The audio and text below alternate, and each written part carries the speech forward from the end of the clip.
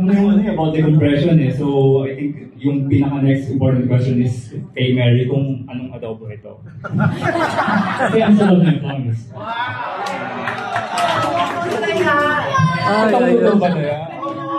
Ito ba na yan?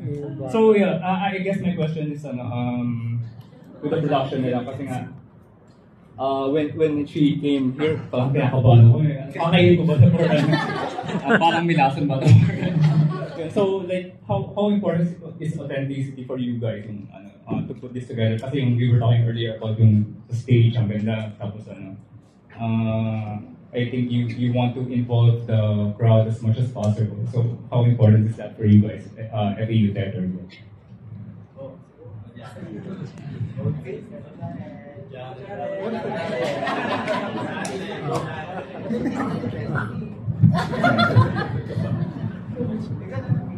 Ano po, authenticity.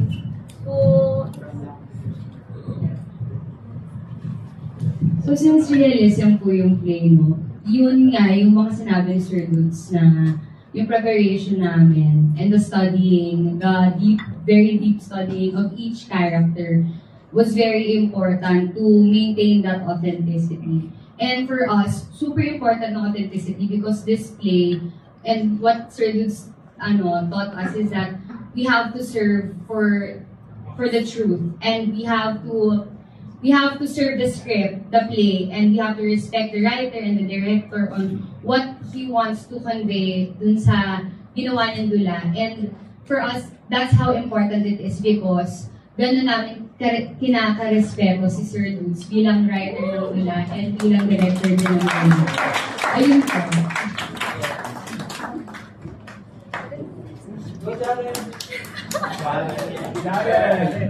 Same answer.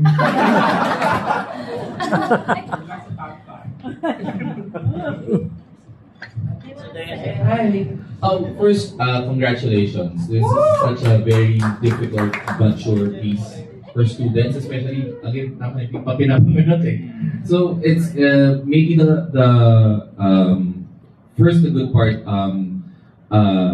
As the villain, ang ganda, sobrang reminds me of Kuya Kat, Sir Noni, very, may nuance which is great.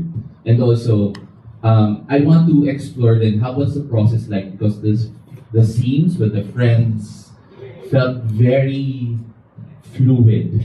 Parang sobrang, you've been friends for so long.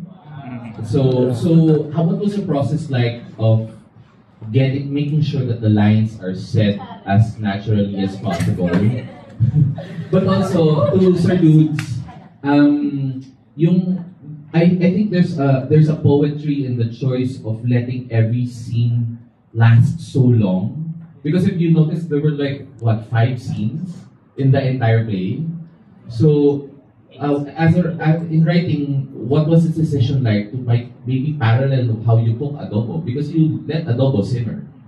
So why choose to let things happen so long in one scene and let the story unfold from there? So yun lang yung dalawang questions ko. To answer your first question,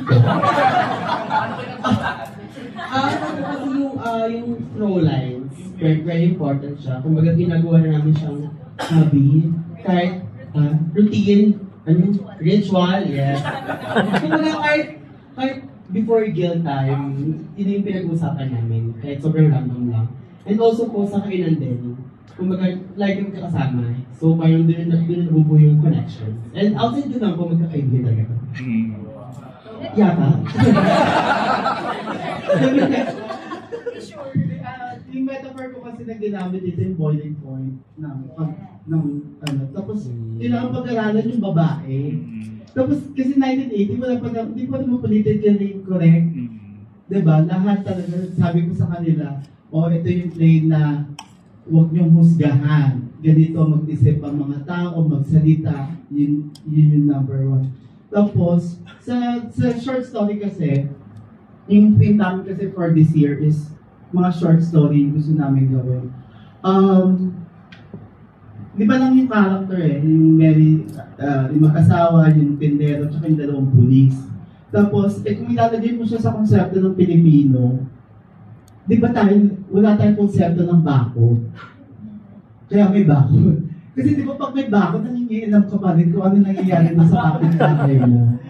So, parang walang silbi yung bakod, yung wala tayong ganon, yung level namin. So, hinimay ko rin din kung paano nabubuo yung relationship nila sa bawat isa. Tapos, yung kultura kasi na parang, yung pagtingin mo ng isang Pilipinas sa isang maliit na kung paano ito yung naghahari, paano sumusunod yung mga nasa laylayan ba yun? Mga ganun level.